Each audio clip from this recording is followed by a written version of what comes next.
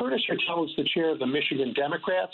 Back in 2022, we helped deliver the first Democratic trifecta in I don't know, half a century in Michigan.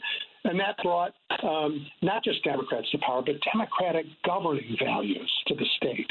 And as a result, tens of thousands of kids got lifted out of poverty. Working men and women can once again form unions without being undermined by the so-called right-to-work laws. The state's ancient abortion law got repealed, and common sense gun laws were enacted. Do not let anybody tell you that Democrats don't stand for anything except their opposition to Donald Trump. We do. And the difference is measurable in the lives of Michiganders, in part because of the work of Curtis Hertel. Curtis, thanks for joining me. Thank you so much for having me, Edwin. So that was a quick summary, but how would you describe the improvement in the lives of Michiganders that's attributable to Democratic governance and the values of the Democratic Party? So, I came in, we had 11 seats in the state Senate. We were in the super minority. We had less members than the Wu-Tang Clan. We could caucus in an elevator.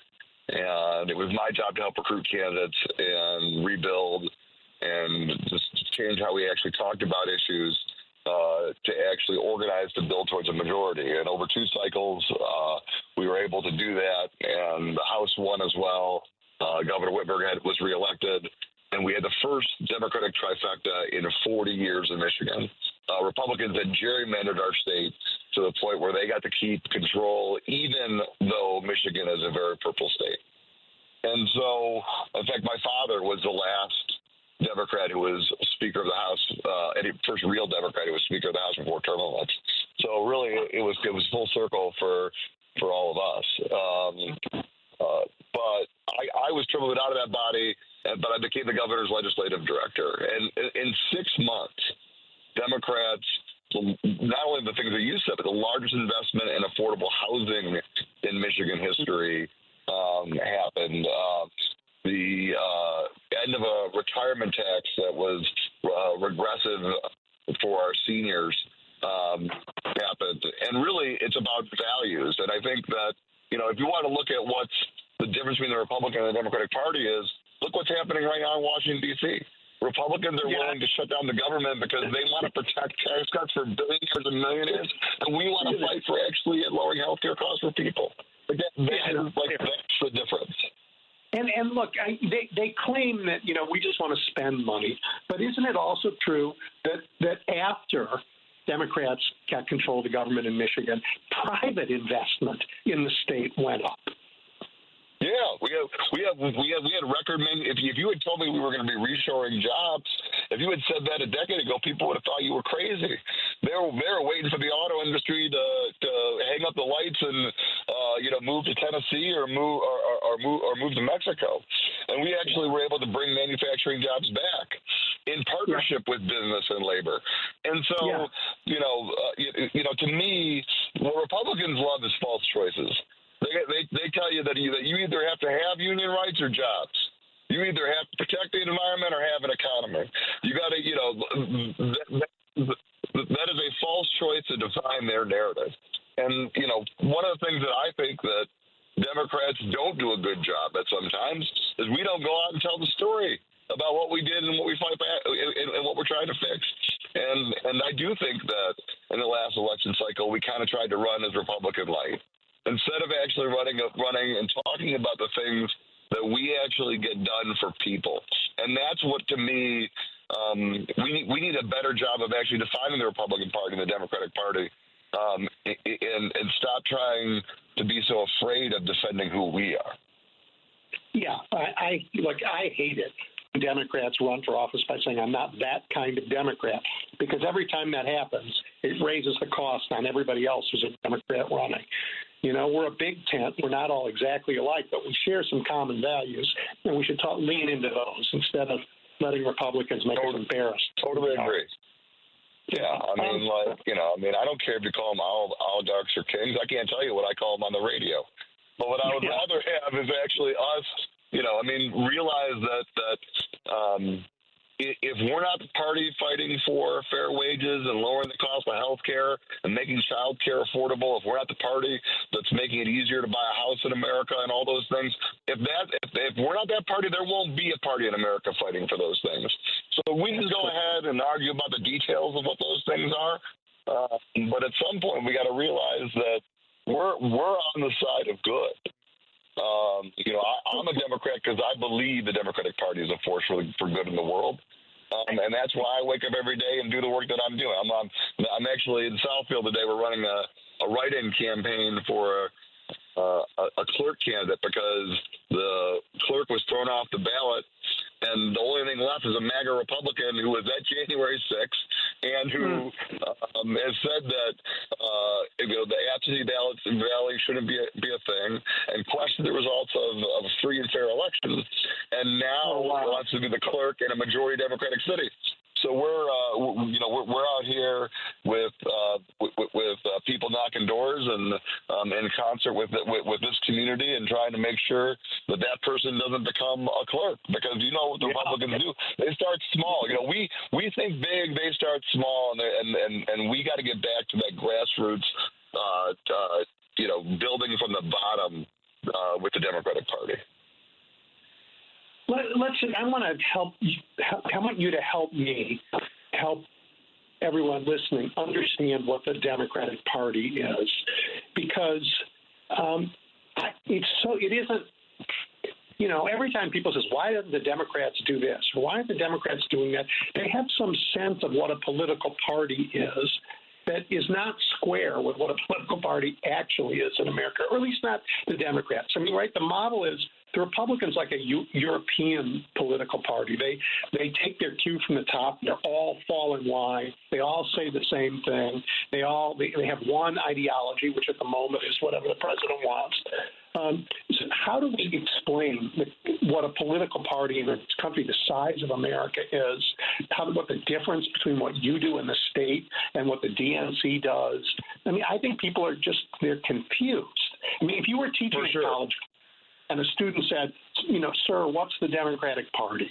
How would you answer that? How would you explain? Well, first of all, I would say the Democratic Party is a party of working people. And I think I think that one of the things that we as Democrats have forgotten, that is really the soul of who we are. And we are the party that are supposed to be fighting against the economic inequality that has happened in this country and the devastation of what it means to be working class. And we're supposed to be the party that's fighting against those things. And I think that maybe our fear of an over-consult I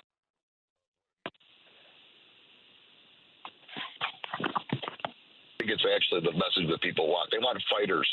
They want people that are committed, are committed to them. And happy warriors, I think, is important for the Democratic Party to be as well. We do have to be optimistic that the work that we're doing can change the world. But I think that really what the Democratic Party is we are a broad spectrum of people that care and believe that the world can be better, but that have different focuses. And we're not as simple as the Republican Party. By the way, that's not a bad thing. I would rather be that. I agree with you. I don't want to take orders from one person. I don't want to live in a dictatorship. I always tell people that they should never find a candidate in their lives they agree 100% with, because unless you're the candidate, because 100% only comes with yourself or if you're in a cult.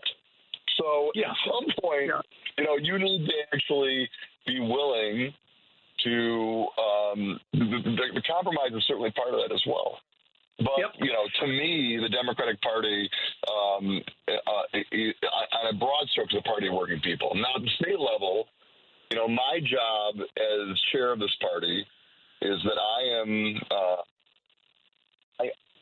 am leading the grassroots and the work that's being done and organizing on the ground of this party. We don't buy ads. We don't hire consultants. We are, I'm one of one of only 4 state parties in the country that has a full-time organizing program that is every single day. So what do I do on a weekly basis? We're doing town halls in every Republican district to hold Republicans accountable.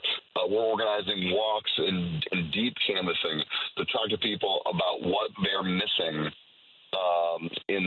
from this current administration. We're collecting stories from people about how the federal government and what has happened is affecting them and their families, and telling those stories throughout this state. We just held those Democrats on the state level accountable because they passed one of the worst budgets in history that defunded the police and what they say we are, took money from the Human Trafficking Commission and access to rape kits, mental health for kids, free breakfast and lunch for kids. I think budgets are a statement of values, by the way. You want to look at the difference between the Republican Party and the Democratic Party. Look who we're fighting for. They're fighting to give tax cuts to millionaires and billionaires. These are the things that we're fighting for, to try to make people's lives better. Not a handout. A little easier to raise a family in America and to really live what is supposed to be the American dream. I think that, yeah, I love that. I mean, I think right now the difference between the two parties is they're about organized money and we're about organized people. Period. That's right. You know, yes, and so your job is to organize people and get everywhere and do that and give them on ramps so they can find ways to get involved when they want to make a difference. No, that's exactly right, and we're providing lots of opportunities. I can tell you that. I mean, I was just with dozens of people knocking doors in Southfield, and there are a lot of opportunities in the Democratic Party right now for people to get organized and to be part of the resistance. I mean, it's a big state. Detroit is a long way from like Houghton up in the Upper Peninsula. Yeah. It's a big state. It's a complicated state with industry and farming, and Antrim County, which you have, was the source of all of that election fraud nonsense in 2020. Yep. So how do you also this cycle have big races? I mean, important races for Senate, for governor, for Secretary of State. How do you help win all of those races? And, how does the party handle the campaigns so that the campaigns themselves also help you build the party? 100%. So, this is the first time in Michigan history where we've had an open governor's race, open Senate race, open Secretary of State, open Attorney General. We have 3 seats in Congress that can flip. Control of Washington, and on top of all of that, every seat in our state house and state senate are all up at the same time. That's never happened in Michigan history. Oh my gosh! I do not envy you this year. I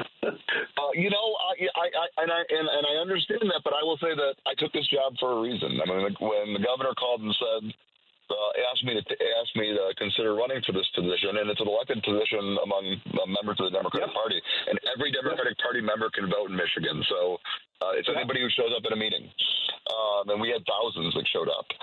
But the reason why that I took this job is because my issue, I think the Democratic Party has become too much about the top of the ticket and not enough about all those down ballot races. I couldn't agree with you more. Today, winning the governor's election is important, and it's great. But the governor's a goalie, right? Like the governor by her or himself can stop bad things from happening.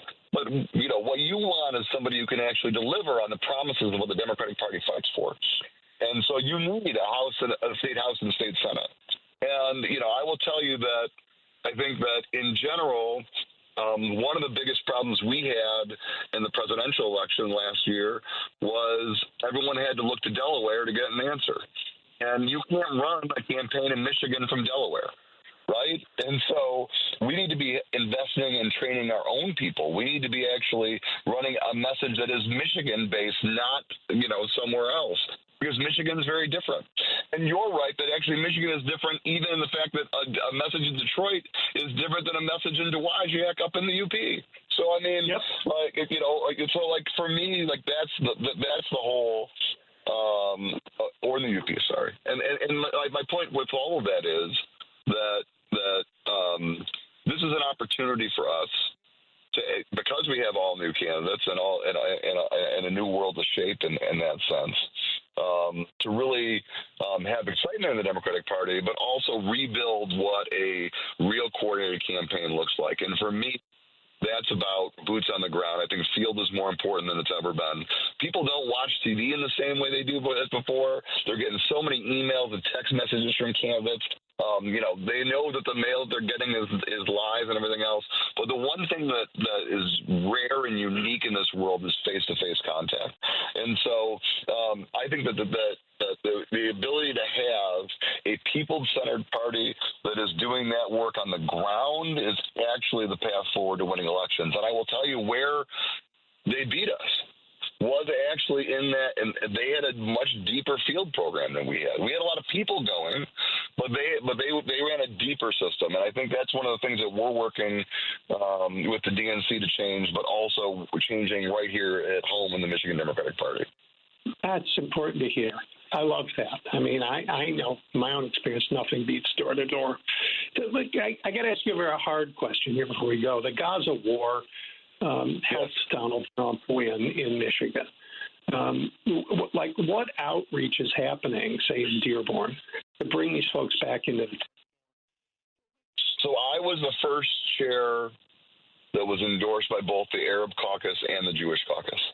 And we have them actually working together right now on joint messaging, not on Gaza, but on immigration raids and the things that are happening here in Michigan. And I will tell you that I think the Democratic Party tried to ignore what was happening, and that is never going to be the answer. I had people in Dearborn that said that they knew the Trump administration, the Trump campaign was using them, but at least they were being used because no one from the Democratic Party would even talk to them. That is what has to change. And I will tell you that we are doing that work in concert with people on the ground. I know that there are some people that will say, well, if you voted, if you weren't with us last time, then we don't want you. Well, you know what? We're never going to win an election in America if that's the case. We got to give people grace and ability and the ability to listen to actually bring people back. I don't even understand that. I don't understand that at all. The only math that matters in campaigns is addition. Yes, exactly. We got to stop. There's a problem, Edwin. I know you don't have much time left, but I want to say this. There's a problem in the Democratic Party that we want to be we're more concerned sometimes about being right than winning. And I want to be right and also win. Right? I mean, like those two should not be mutually exclusive things.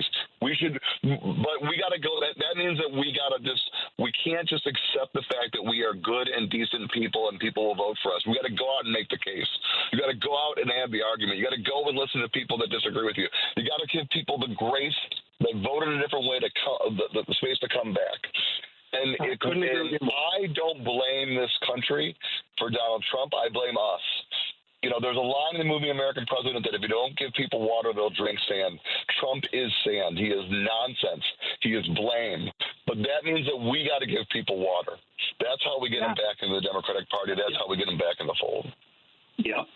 And, I'm seeing something here in my city as Donald Trump sends his troops here and terrorizes communities in my city. What I'm seeing is Washington is a dead end. It's just a plain dead end for the future of the country, these guys right now. But there's a rebirth here. I mean, I'm seeing people who don't have kids or their kids are grown up showing up outside schools every day in crowds to help make sure those kids get safely out and back at home because they're worried about them. I'm seeing folks bring food to people who are afraid to go out these days. I mean, we're seeing what you never see in Washington anymore: common decency, a sense of community, and a determined sense to be free. I just think that it's inspiring in a way that's going to help us win everything back. I agree, and I will say this, that all great movements, including the founding of America, was because of good and decent people like that. Yeah. And that's really what the spirit and soul of this country is. Forget the documents and the history for a second. Just the spirit of what our country is that exact thing right there. The belief that it can be better, and the fight for a more perfect union. And so I want to give the Democratic Party that same exact soul that I think is why this country is great, and why Donald Trump will never understand you can't make America great again, because that's what's great about America. That's a great place to end. Listen, I really appreciate your time. I know you have a ton to do because nothing as time-consuming as knocking on a million doors. And I really appreciate what you're doing to continue to build, this great Democratic Party in Michigan. Thank you, my friend. Let's stay in the fight. Let's go win, and I look forward to being on again sometime. And I just want to say, if we meet on a different field later this year, go Cubs.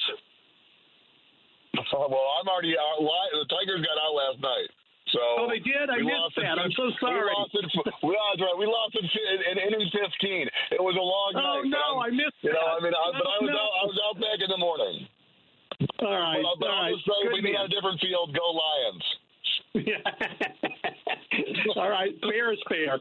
Enjoy. Talk to you soon. Bye. Bye. Thank you very much. Bye.